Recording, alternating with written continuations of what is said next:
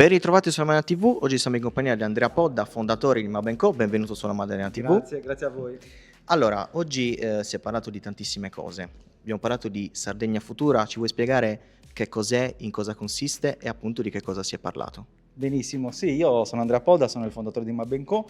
Sardegna Futura è l'unione di un gruppo di imprenditori che da tanti anni studiano il management di imprese e portano le loro aziende a crescere, che hanno deciso di unirsi per costruire dei progetti per aiutare allo sviluppo del potenziale della Sardegna. In particolare oggi abbiamo trattato alcuni aspetti organizzativi di un'associazione, che appunto ASP Sardegna Futura.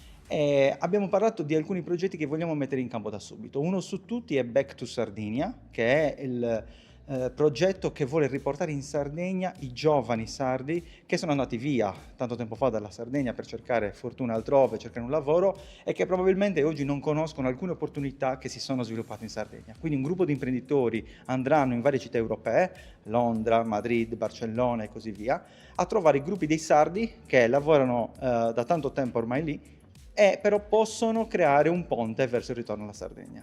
E quindi noi abbiamo deciso di fare questo tipo di gesto perché crediamo che tornando nel nostro territorio possano portare un grande valore.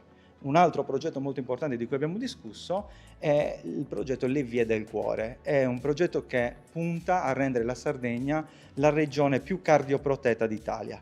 Vogliamo far sì che in tutti i paesi e le cittadine sarde ci possano essere a disposizione della comunità dei defibrillatori installati con dei totem che doniamo noi come imprenditori a quella comunità e facciamo anche la formazione a tutta la comunità per far sì che siano cardioprotette le nostre strade. Quindi questo è un altro progetto in cui crediamo tanto e abbiamo già iniziato, partiremo con 2 installazioni ad Alghero proprio entro il mese di luglio. E tutto questo com'è attuabile in Sardegna? È attuabile grazie alla visione, alla voglia, ai valori di progetti che già da tanti anni in realtà investono prima di tutto nelle loro aziende.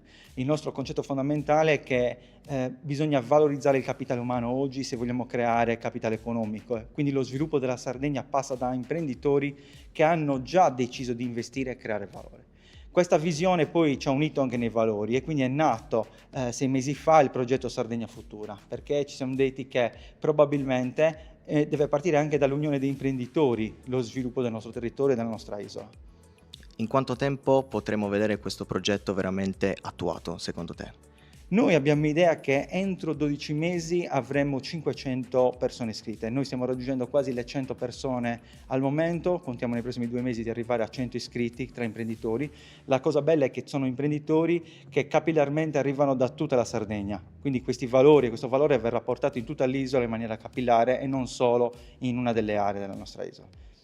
Benissimo, io ti ringrazio per questa dichiarazione, grazie mille e in bocca al lupo per questo bellissimo progetto. Grazie mille, grazie. Proseguiamo con Federica Porcu, imprenditrice maddalenina. Quanto è stata importante la riunione di oggi? Molto importante questa riunione perché numerosi imprenditori sardi hanno raggiunto l'isola della Maddalena, così come faremo durante i mesi da qui a venire per mettere in piedi questa realtà importante, una rete importante di imprenditori che arrivano da tutta la Sardegna. Stiamo costruendo un futuro radioso per la nostra terra, ci teniamo davvero tanto e siamo tutti motivati dallo stesso spirito.